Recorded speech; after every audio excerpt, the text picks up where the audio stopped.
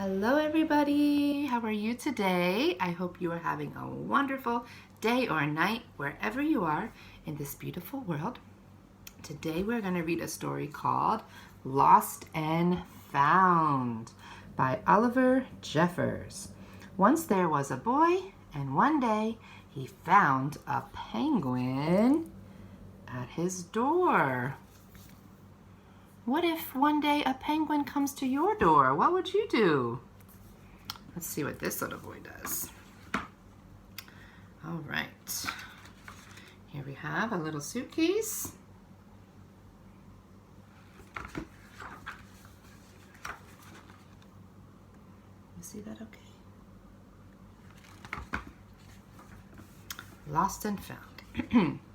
Once there was a boy, and one day he found a penguin at his door.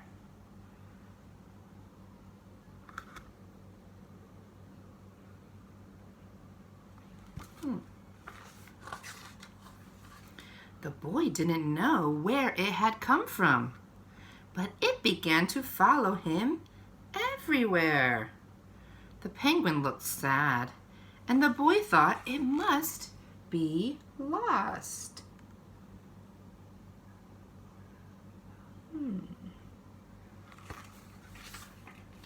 So the boy decided to help the penguin find its way home. He checked in the Lost and Found office, but no one was missing a penguin. He asked some birds if they knew where the penguin came from, but they ignored him. Some birds are like that.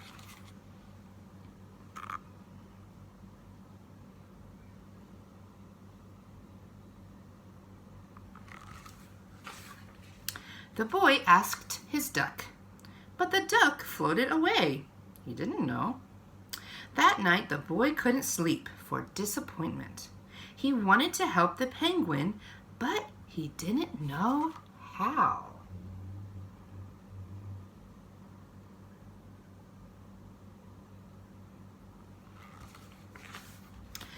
The next morning, he discovered that penguins come from the South Pole. But how could he get there? He ran down to the harbor and asked a big ship to take them to the South Pole. But his voice was much too small to be heard over the ship's horn.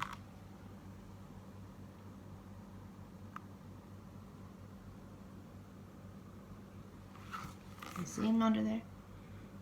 He's so small and the ship is so big. So together, he and the penguin would row to the South Pole. The boy took his rowboat out of the cupboard and they tested it for size and strength. They packed everything they would need, and together they pushed the rowboat out to sea.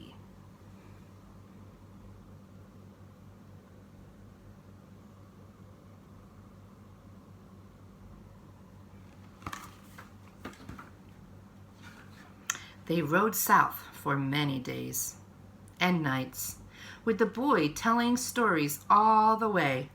The penguin listened to everything that the boy said.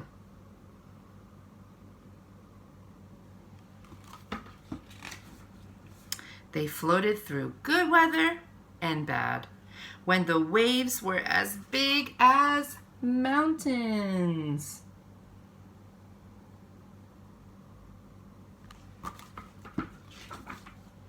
Until they came to the South Pole. The boy was delighted, but the penguin said nothing. Suddenly, it looked sad again as the boy helped it out of the boat. Welcome to the North Pole.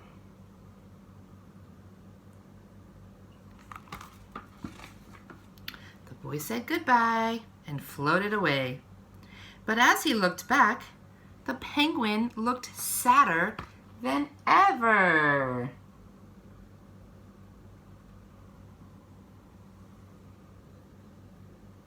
It felt strange to be on his own, and the more he thought, the more he realized he was making a big mistake. The penguin penguin wasn't lost. He was just lonely.